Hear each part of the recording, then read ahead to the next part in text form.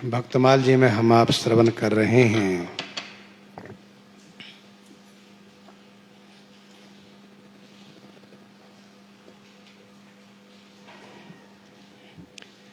मानसी स्वरूप में लगे हैं अग्रदास जुवई, करत बयार नाभा मधुर संभार सो। चढ़्यो हो जहाज पैजू शिष्य एक आपदा में, कर्यो ध्यान खींचो मन छोट्यो रूप सारसो। कर्यो ध्यान खींचो मन छोट्यो रूप सारसो। मानसी स्वरूप में स्वामी श्री अग्रदास जी महाराज मानसी सेवा के स्वरूप में नित्य मानसी सेवा करते थे। स्वामी अग्रदास जी महाराज लगे हैं मानसी स्वरूप में, लगे हैं अग्रदास जो स्वामी श्री अग्रदास जी मानसी सेवा करते हैं। ध्यान दीजिएगा, मानसी सेवा बहुत सुंदर और सहज सरल सुगम है, परंतु अभ्यास करने से तब हो पाता है, सद पाता है। कायिक सेवा कभी कभी छूट सकती है, तबीयत खराब हो गई, बीमार हो गए, नहीं कर पा रहे हैं, लेकिन मानसिक सेवा कभी नहीं छूटती है, क्योंकि मन से हमेशा सेवा होती रहती है। रुद्रयामल में ध्यान वर्णन है, कल्प वृक्ष के निकट तहाँ एक धाम मनिन युत, कंचनमय सब भूमि परम यति राजत अद्भुत। स्वर्ण वेदिका मध्य ता एक रतन सिंहासन, सिंहासन के मध्य परम यति पद्म सुभासन। ताके मध्य सुदेश कर्णिका सुंदर राजई, अति अद्भुतता तेजवानी सम पुमा भ्राजई। तामधि शोभित राम नील इंदीबर शोभा ओभा, अखिल रूप अम्भोधि सजल घन तन की शोभा। दक्षिण भुज सर सुभग सुहावन सुंदर राजई, दिव्यायुध सुविशाल बाम कर धनुष विराजई। खोडस वर्ष किशोर राम नित सुंदर राजई, राम रूप को निरखे विभा कर कोटिक लाजई। श्री स्वामी अग्रदास जी ने ध्यान मंजरी में स्वरूप को वर्णन किया है बड़े सुंदर ढंग से, सुंदर तरीके से। अयोध्या नगरे रम्य रत्न मंडप मध्य के, तो मानसी स्वरूप में लगे हैं अग्रदास जुए।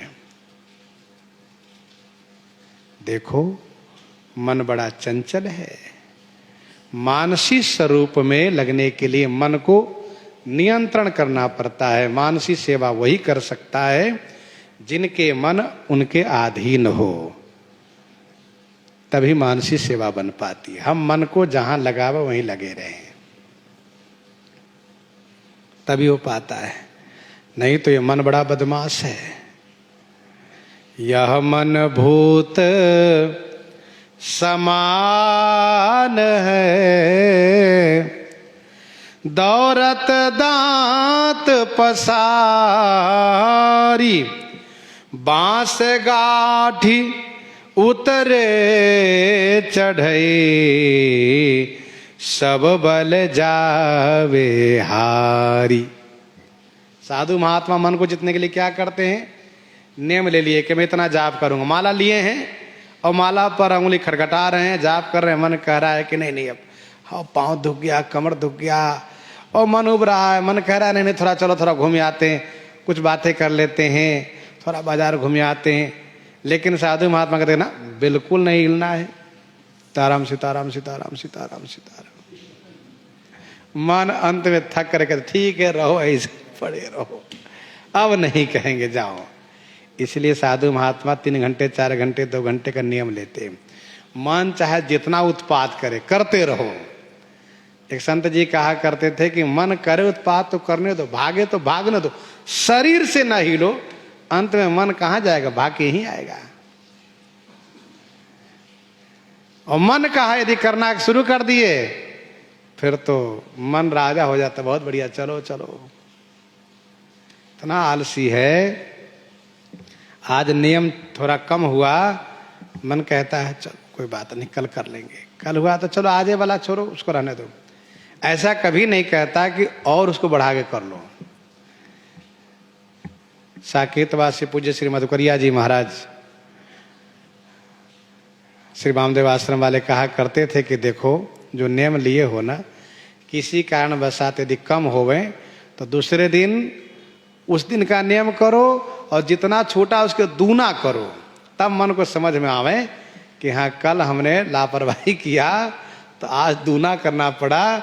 तो सोचेगा यदि कल दूना करना पड़ेगा, चलो आज ही कर लिया करो, जैसे बने पूरा करो। तो जब बैठे रहोगे, करना ही है, हिलना ही नहीं, जाना नहीं है, नहीं मन लगे फिर भी करते रहना है, तो मन अपने आप हार जाता है, हार जाता। छोड़ो, ये मानने वाला है नहीं। वही बुद्धि जो परम सयानी तिन तन चितवना निहित जानी। तो यह मन भूत समान है, धावे दौरत दांत पसारी। एक व्यवसायी बनिया था, काम धंधा से बहुत परेशान रहता था। तो उसने एक संत जी से कहा कि महाराज ऐसी कृपा कीजिए कि मुझे भी कोई सिद्धि दे दीजिए कि मेरा काम आसानी से सब हो जाया करें, कोई ऐसा करने वाला सेवक मिल जाए जो सब काम निपटाया करें। तो संत जी ने कहा इसके लिए ठीक है, बता दो, तुमको भूत सिद्धि करो। तो संत जी ने मार्ग निर्देशित किया, इस प्रकार से तुमको श्मशान में जाना होगा और इस प्रकार से वहां बैठ करके मंत्र जाप करना पड़ेगा। भूत पहले डरवावेगा, नहीं डरोगे फिर तुम्हारे अधीन हो जाएगा, फिर जो कहोगे वो करेगा। कहा ठीक है महाराज। वैसे ही किया उसने, भूत की सिद्धि मिल गई। भूत ने कहा आदेश कीजिए क्या काम है। कहा ठीक है। अब उसके पास जितने काम थे, बहुत काम, बहुत फैलाव था। भूत से कहता अमुक काम करना, वो जाता दिन भर का काम 1 घंटे में करके चला आता। अब बता दूसरा काम 1 घंटे काम 1 मिनट में करके चला आता। तीसरा काम जो बतावे वो गया फट से काम पूरा करके चला आया, चाहे कोई भी काम हो। अब इसको बड़ी चिंता होने लगी, क्योंकि भूत ने शर्त रखा था, सुनो जिस दिन काम हमको नहीं बताओगे उस दिन मैं तुमको मार डालूंगा, इसलिए तुम मुझे केवल काम बताते रहना, करना मेरे ऊपर छोड़ दो, मैं पूरा करूंगा। लेकिन जिस दिन कहोगे कोई काम नहीं मैं तुमको मार डालूंगा। अब इसको चिंता हो गई, क्या काम बताऊं, क्या काम बताऊं, आगे कौन सा काम, सोच सोच के रखना पड़े। आ रहा होगा फिर बताऊंगा। चलो तुम कपड़े धुल लो, वो भी पूरा हो गया। चलो पानी भर के ले आओ, वो भी हो गया। चलो खेत को सिंचन कर आओ, वो भी हो गया। चलो झाड़ू लगा लो, वो भी हो गया। और चलो उनको बुला लाओ, वो भी हो गया। अब क्या करें, परेशान, काम को सोच सोच कर लिस्ट बनाने में परेशान है, बेचारे चिंता में सूख गया। एक मित्र से मिला, मित्र ने कहा क्या बात है, बहुत कमजोर हो गए, बीमार हो गए हो क्या? कहा नहीं भैया बीमार तो नहीं हुआ हूं। तो इतने कमजोर क्यों दिख रहे हो, क्या बात है, बहुत चिंतित दिख रहे हो? उसने कहा अरे भैया एक संत जी ने कृपा कर दी, एक संत जी ने कृपा कर दी, भूत की सिद्धि मिल गई। वो भूत इतना बदमाश है, वो काम ही काम मांगता रहता है ये काम को, और जो काम मैं कहता हूं उसको तुरंत करके आनंद फानंद रख देता है। मैं परेशान रहता उसको काम बताने में, मेरे सारे काम पूरे हो गए, सब कर देता है वो। अब न किसी नौकर चाकर की जरूरत है, न किसी की जरूरत है, अकेले सब काम करता है। लेकिन शर्त यह है कि यदि काम नहीं बताऊंगा तो हमको मार डालेगा। अब मैं क्या करूं समझ में नहीं आता है। तो उस मित्र ने कहा सुनो एक काम करो, अब की बार भूत आवे तो कहना सुनो, जाओ 1000 गांठ वाला बांस ले आओ, चाहे जहां से लावे हुए, भूत है। और जैसे वो लेकर आएगा उसको आंगन में गड़वा देना, कहां गाड़ दो इसको। और फिर इसके बाद और जो काम है कहना करो, और जब वो जैसे काम कोई नहीं समझ में आवे कहना, तब तक इस पर चढ़ो उतरो, चढ़ो उतरो, मैं बताऊंगा आगे काम क्या करना है। सो फिर जब काम बता देना, फिर जब पूरा हो जाए फिर कहना इसी पर चढ़ो उतरो। उसी बात को लेकर के कहा, यह मन भूत समान है, दौरत दांत पसारी। ये भूत के समान है, दांत दिखा के दौड़ता है, जल्दी काम बताना मार डालूंगा। अच्छा ये बताइए, मन कभी थका है? नहीं। हम आप इस बात को मान लो कि हम बहुत थक गए हैं, श्रम है, और मन यदि कहे नहीं अमुक जगह चलो, इतना माल मिलना है, अमुक काम करना है, कोई थका नहीं, अरे चलो विश्राम होता रहेगा, तुरंत चल दोगे। तो मन कभी थकता नहीं है, अथक है मन। बांस गांठ, जब ये ऐसे भूत मिल जाए, बांस गाड़ी उतरई चढ़ई, सब बल जावई हारी।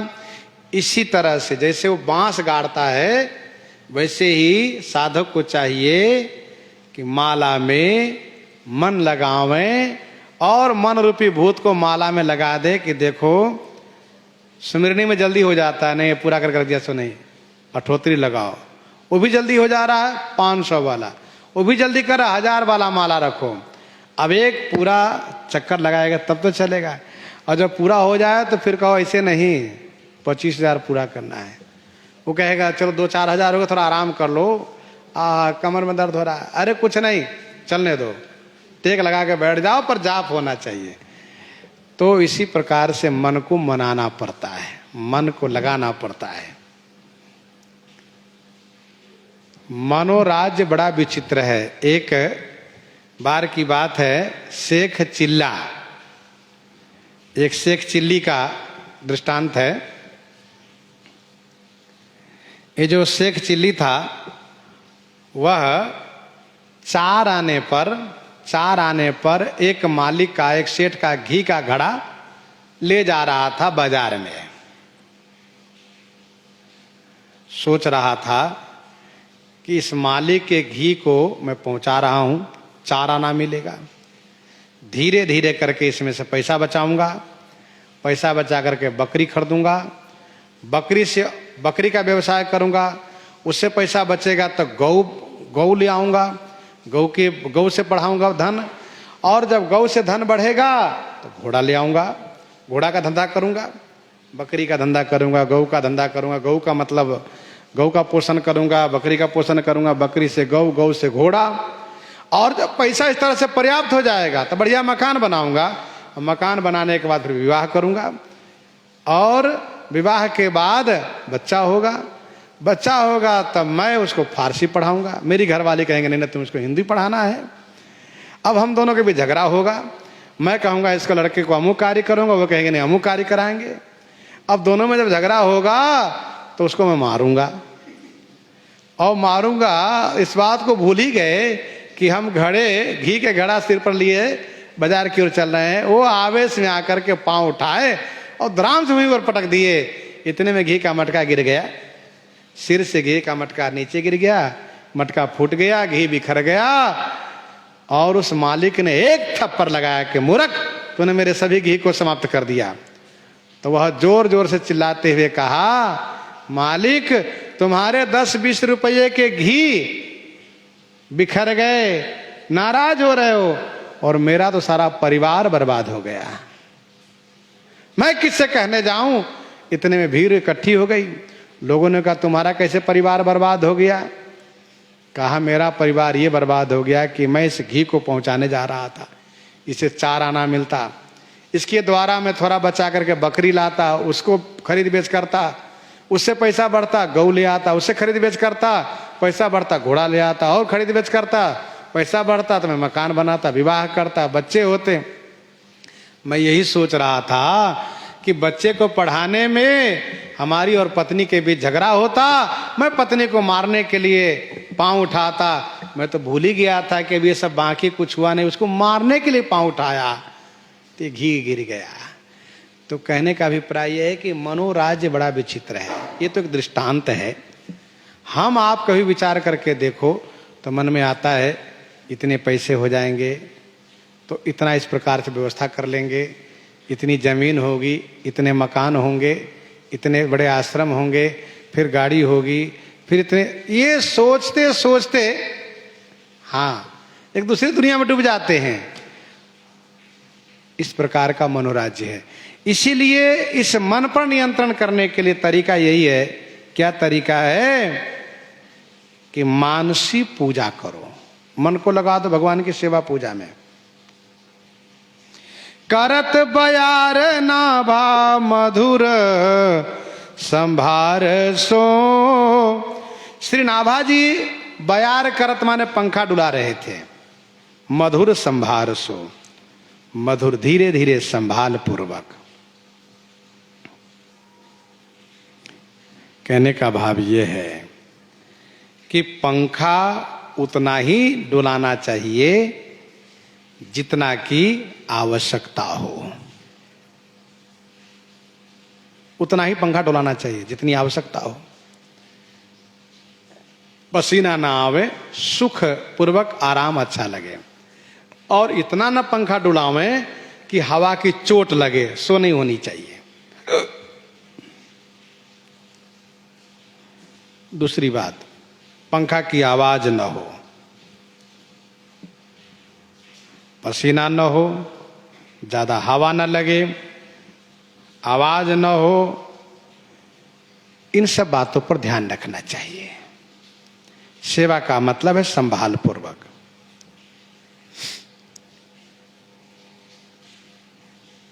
करत बयार नाभा मधुर संभार सो। बहुत मधुर मधुर आराम से जितनी आवश्यकता है उतना ही हवा कर रहे हैं। स्वामी श्री अग्रदास जी का एक चेला जहाज लेकर के सागर में जा रहा था। माल लिया हुआ, माल से लदा हुआ जहाज लेकर के सागर में जा रहा था। एक टापू में फंस गया, भंवर में, पानी के उस भंवर में फंस गया। चढ़्यो हो जहाज पर जो शिष्य एक चेला था। आपदा में करियो ध्यान।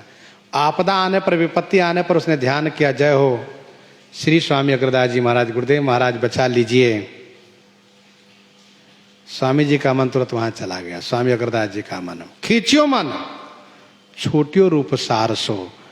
फिर तो श्री स्वामी अग्रदास जी का ध्यान वहां गया। यहाँ रूप के सार जो श्री राम जी हैं, जिनकी सेवा कर रहे थे, वहां से ध्यान हट गया। स्वामी श्री नाभा गोस्वामी जी जो पंखा चला रहे थे, उसी पंखा को थोड़ा सा ऊपर उठा करके यूं डोला दिए, यूं कर दिए, और उस पंखा की हवा पहुंच गई वहां जहाज के पास, और जहाज निकल के आगे चला गया। बहुत दूर भाग गया, बहुत दूर चला गया। लेकिन नाभा गोस्वामी जी ने देखा गुरु जी अभी भी वहीं ध्यान लगाए हुए हैं। तब उन्होंने कहा, सरकार जय जय, आपका शिष्य जहाज लेकर बहुत दूर जा चुका है।